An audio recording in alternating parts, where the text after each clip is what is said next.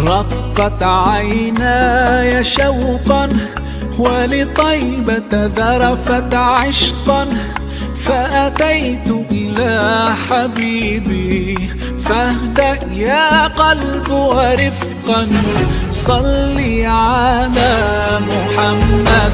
السلام عليك يا رسول الله، السلام عليك يا حبيبي يا نبي الله، السلام عليك يا رسول الله. Bermacam manusia 5 dalam hal salat. Saya minta Bapak Ibu perhatian. Kira-kira kita di antara yang mana dalam 5 golongan dalam hal salat? Yang pertama, orang salat tapi disiksa oleh Allah.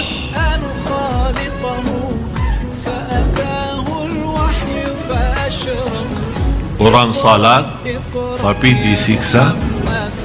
Ternyata salatnya bukan menyelamatkan, malah salatnya membawa dia ke siksa Allah. Fawailul lil musallin alladzina hum an salatihim sahun. Suratul Ma'un.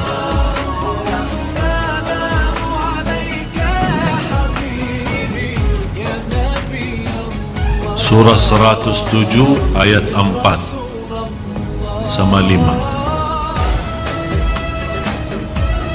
Saya begitu membaca ayat ini, sebenarnya saya bersyukur walaupun ada rasa takut. Bersyukur kenapa? Karena di sini Allah sebutkan alladzina hum an salatihim sahun, bukan fi salatihim sahun. Iman beda jauh. Kalau Allah bawakan fi, fawailul lil musallin alladzina hum fi salatihim sahun, berarti kita semua termasuk saya masuk dalam ancaman ini. Maksudnya apa fi? Alladzina hum fi salatihim sahun, yang lalai dalam salat akan disiksa oleh Allah. Pertanyaan saya, kita lalai dalam salat enggak?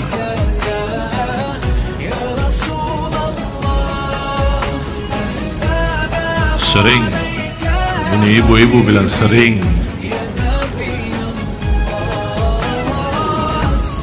Tapi alhamdulillah Allah tidak bawakan fi, karena Allah tahu manusia. Tapi Allah bawakan an salatihim. Abdullah bin Abbas radhiyallahu anhu menjelaskan tafsirnya ini an. Apa beda an sama fi itu? Ternyata kata beliau alladzina hum an salatihim sahun adalah salat orang munafik yang suka nunda-nunda salat. Begitu sudah mendekati habis waktu, dia kaget, ya Allah, mau habis waktunya, segera dan cepat ambil wudu dan segera dan cepat selesai salatnya supaya tidak habis waktu. Intinya salat tanpa rasa apa-apa. Allahu Akbar, Assalamualaikum warahmatullahi wabarakatuh. Yang dia sadari Allahu Akbar sama salam, di antaranya tidak ada, nol.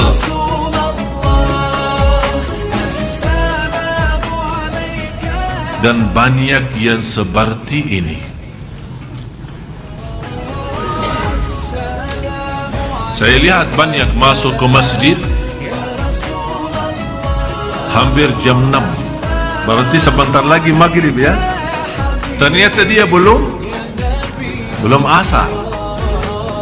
Begitu dia masuk masjid, saya perhatiin, saya fikir pertama baik sangka, harus baik sangka. Begitu dia salat, saya sambil pandangan saya, ini salat apaan ini? Jalan-jalan lagi olahraga tapi salah tempat. Begitu dia salat, Allahu Akbar. Belum lama ya, belum lama sudah rukuk, sudah sujud. Begitu dia mau tahiyat pertama, saya fikir tahiyatul masjid. Dia bangun lagi, salat 2 rakaat. Jadi teruskan 4 baru salam. Tidak lebih dari 2 menit. 4 rakaat. Habis itu dia angkat tangan.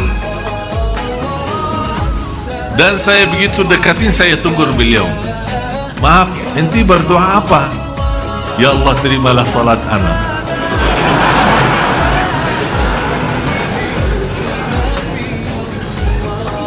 Malu. Kita malu sama Allah kalau kita punya salat seperti ini. Kata Imam Ibnul Qayyim rahimahullah, kalau anda belum bisa salat yang cocok bagi Allah, carilah Tuhan yang lain yang sesuai salat kita. Betul kata Imam Ibnul Qayyim. Ini berkata Imam Qayyim 400-600 tahun lalu dia ngomong seperti ini. Kalau anda belum bisa fantas salat yang fantas yang cocok bagi Allah, cobalah cari Tuhan lain yang cocok dengan salatnya. Ya, kita salat sekarang tidak sesuai untuk Allah ini. Ini bukan untuk Allah.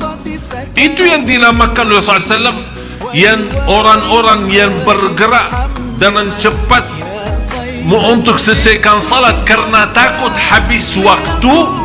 Itulah kata Rasulullah, tilka salatul munafik. Begitulah salat orang munafik. Begitulah salat orang munafik. Begitulah salat orang munafik. Na'udzubillah. Subhanallah Bapak Ibu, saya mendapatkan pelajaran. Kalau kita salat tepat waktu bersama imam, jemaah di masjid, tenang.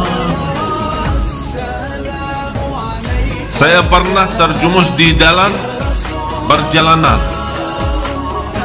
kemudian mepet pas asar, kemudian ada ceramah di satu tempat.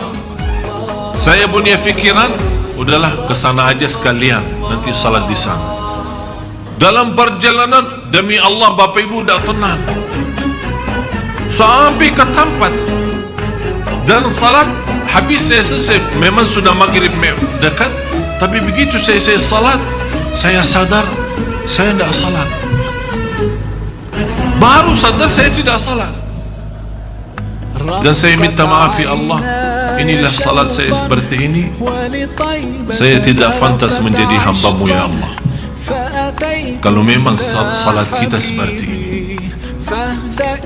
Tapi ternyata salat tepat waktu di masjid berjamaah, subhanallah, kita sepertinya mengangkat gunung yang besar di atas kepala kita.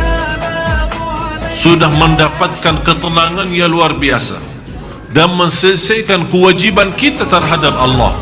Baru kita pantas berkata, ya Allah, terimalah doa dan salat kami.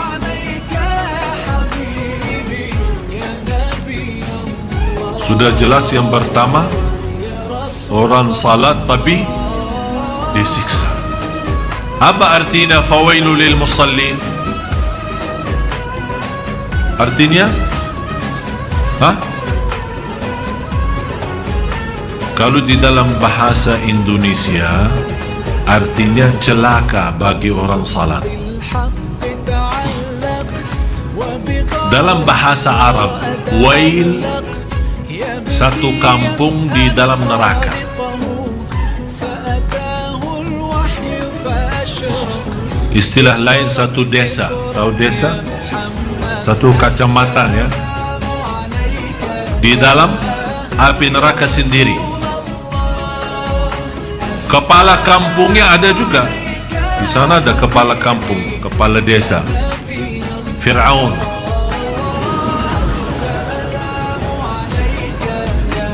Wakil kepala Haman. Ada juga orang yang terkenal di sana, Qarun. Ini mereka ditempatkan di sana. Tempat itu khususan VIP. Untuk siapa? Fawailun lil musallin alladzina hum an salatihim sahun.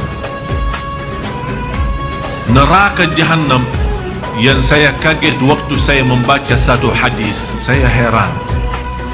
Neraka Jahannam sendiri berlindung kepada Allah dari ancaman wail sendiri. Padahal wail di mana? Di dalam neraka. Panasnya 7 kali lipat daripada api neraka sendiri. Ini ruang VIP. Ini bagi orang salat yang sahun, yang sebagaimana saya jelasin sifatnya. Bapak Ibu, bagaimana orang muslim tapi tidak salat? Kalau orang yang salat tapi salatnya ya selalu tidak tepat waktu, suka gabungkan tanpa alasan, sebentar mau habis ini masuk ke ini, ketiduran salat subuhnya, tapi dia tetap jaga. Ini sudah termasuk dalam ancaman ini. Bagaimana orang yang tidak salat sama sekali? Na'udzubillah. Yang kedua, orang salat tapi dihisab oleh Allah. Dia selamat dari ancaman fawailun lil musallin, tapi belum mantap salatnya, dihisab. Seperti apa? Siapa mereka? Mereka adalah orang-orang yang tidak sempurna wudunya, yang tidak menjaga rukun-rukunnya, yang tidak mempelajari wajib-wajibnya. Dia salat ikut-ikutan.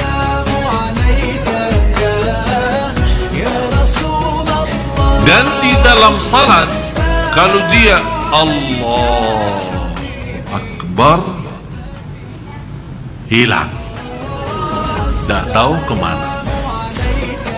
Sebentar di mall, sebentar di rumah, sebentar di Tanah Abang, sebentar naik busway, sebentar bayanan umroh, sebentar ingat masalah rumah tangga. Pokoknya kalau dia sudah Allah, sebelumnya dah ada, santai aja, belum takbir kan? Begitu dia Allahu Akbar, wish, udah masuk. Sepertinya dia lagi meeting dalam salat. Semua masalah dia mau selesaikan dalam salat.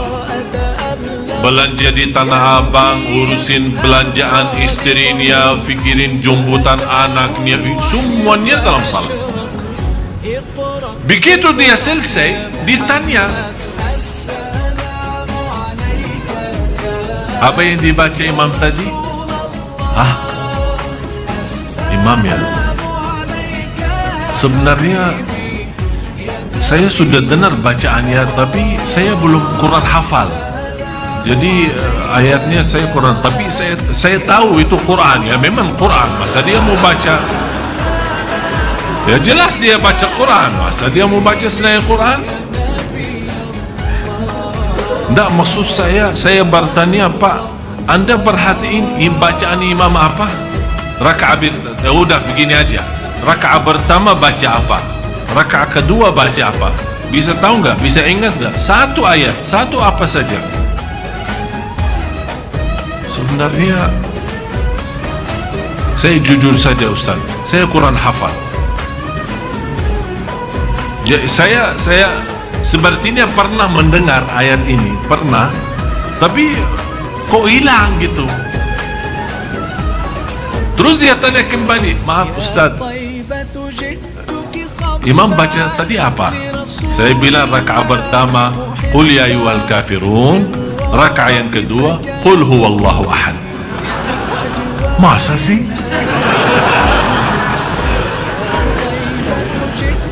Dia berpikir ayat ini dah dibaca. Memang terus terang saja Bapak Ibu, ini hal hampir 90%, termasuk saya. Saya bicara jujur, kadang masuk salat Allahu Akbar tak tahu kemana, tak ada rasa sama sekali.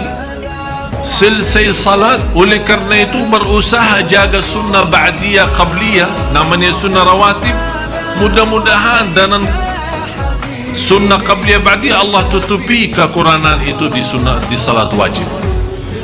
Pertama Allah hisabkan salat wajib, begitu malaikat beriksa, ya Allah, ini hambamu memang salat banyak, tapi banyak lubangnya, banyak bocor. Bagaimana ya Allah ini? Kata Allah, cuba lihat, periksa, ada sunnah-sunnah enggak? Diperiksa, duha, qabliyah, ba'diyah, salat malam, tahiyatul masjid, sunnah wudu, taubat, hajat dan yang lain-lain. Allah perintah malaikat, cuba periksa, ada sunnah-sunnah enggak? Kata malaikat, ada ya Allah, banyak sunnah-sunnah ni. Udah, tutupi aja lubang-lubangnya. Ditutupin semua, jadi salat sempurna, masuk surga. Ada yang lain, Allah tanya, cuba periksa salat sunnah ni. Ya Allah, tak ada. Berarti salatnya bagi dia apa? Celaka kan? Oleh kerana itu Bapak Ibu, kalau anda belum bisa sempurna dalam salat wajib, jangan tinggalin salat sunnah. Banyak salat sunnah, qabliyah, ba'diyah, tahiyatul masjid, sunnah wudu, masuk rumah, keluar rumah. Sebagaimana saya sudah jelasin berkali-kali, sunnah itu berbanyak semaksimal mungkin. Harun al-Rashid, salah satu khalifah, terkenal beliau setiap malam tidak kurang, di luar salat wajib tidak berkurang dari 100 rakaat.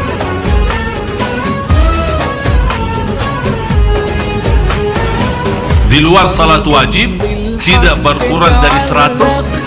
Jadi jumlah salat sunnahnya semua hampir 100 rakaat. Jadi sayang sekali kalau Bapak Ibu hanya terhitung anda punya salat wajib saja. Sayang.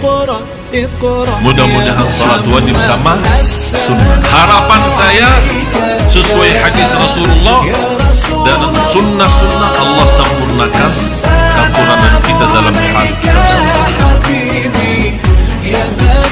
tapi seperti ini yang tidak sempurna wudu, yang tidak sempurna